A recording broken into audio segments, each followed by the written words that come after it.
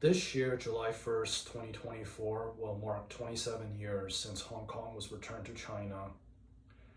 Every year leading up to this very day, I would feel very emotional. I'm always filled with anger, hatred, and sadness. There are still days when I wake up from bed with panic attacks, and I would say the very same words to myself. 我返唔到香港，我真係返唔到香港，點解香港會變成咁？ The last time I went back to Hong Kong was 2019, and during my 2 weeks back, I was in the movement with fellow Hong Kongers to fight for Hong Kong's democracy.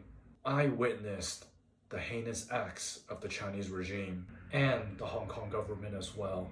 Because so many Hong Kongers stepped out to fight for Hong Kong's future, and many people overseas knew what was happening in Hong Kong as well, I had a lot of hope for Hong Kong. I felt that sooner or later, everything was going to be okay for Hong Kong. But a year later, after a year of a desperate fight, the Chinese regime responded by passing a national security law into Hong Kong's political system.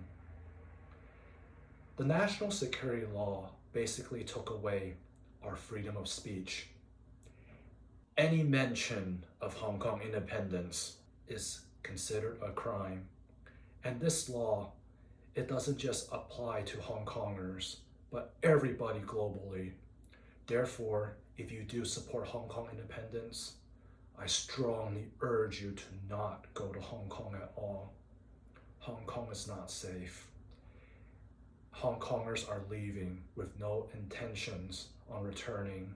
The Hong Kong that we once knew is gone. After the passing of the national security law, it was a mental breakdown for me, having to accept that I can never go back to Hong Kong. I know what could happen to me once I arrive at the airport. I miss Hong Kong. I'm homesick every day, but I cannot risk going back. I currently live in Korea. From Korea to Hong Kong is not far at all. I could easily go anytime, but I can't.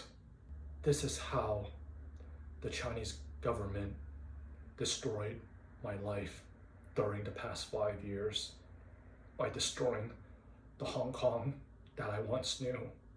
Despite that, I still had some hope that one day I would be able to go back to Hong Kong.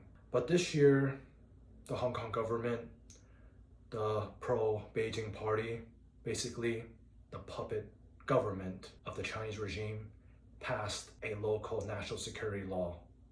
So there are 2 national security laws in Hong Kong.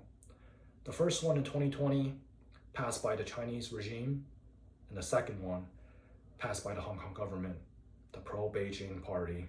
Every year, Hong Kong is changing. It's becoming more like mainland China. They say the national security law is needed to preserve one country, 2 systems, but instead, it did the complete opposite. The passing of the 2020 national security law in Hong Kong is an example of a broken promise made by the Chinese regime.